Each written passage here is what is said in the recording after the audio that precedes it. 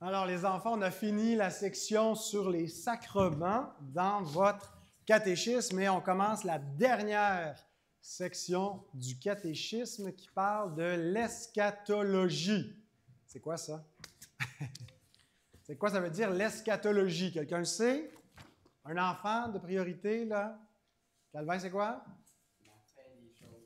La fin des choses, c'est ça. Ça vient d'un mot grec, eschatos, qui est un adjectif qui veut dire dernier. Alors, les choses dernières, la fin, l'eschatologie, c'est ce qui concerne la fin des temps, la fin du monde, qu'est-ce qui arrive après la mort. Alors, et la première question de notre eschatologie est la suivante. Merci. Ben là, tu as donné la réponse. Calme-toi. Jésus est-il resté dans le tombeau après sa crucifixion? Alors là, avant de répondre à ça, baissez la main, calmez-vous. C'est intéressant que notre eschatologie commence avec quelque chose qui n'est pas devant nous, vers la fin, mais derrière nous. Parce que la fin commence avec la mort et la résurrection de Christ. C'est le début de la fin, si vous voulez. Jésus est le premier-né d'entre les morts. C'est le début de la résurrection finale. Alors, est-ce que la résurrection finale est arrivée? Oui, mais pas encore. Elle a déjà commencé. Le premier ressuscité est ressuscité et il est vivant. Mais les autres qui vont suivre ne sont pas encore ressuscités.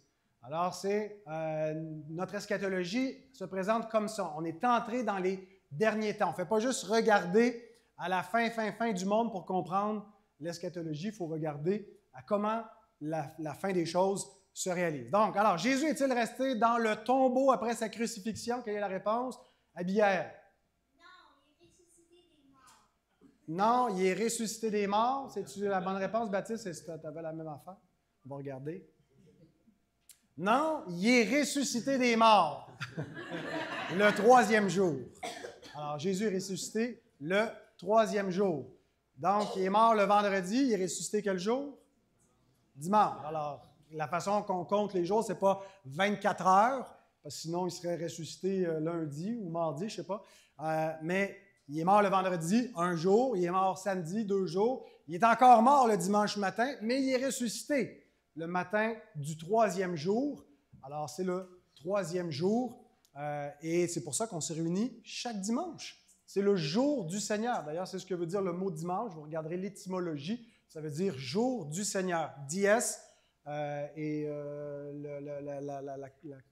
la configuration de comment manche, c'est le dominus, puis avec le latin vers le français qui a donné donc dimanche pour jour du Seigneur. Donc, ce n'est pas le jour du soleil comme en anglais, le Sunday. Nous, on a le jour du Seigneur, le jour de Christ. Et on est réunis pour l'adorer, entrer avec lui dans son repos, dans l'attente qu'il revienne. Alors voilà, on va maintenant passer à la prédication.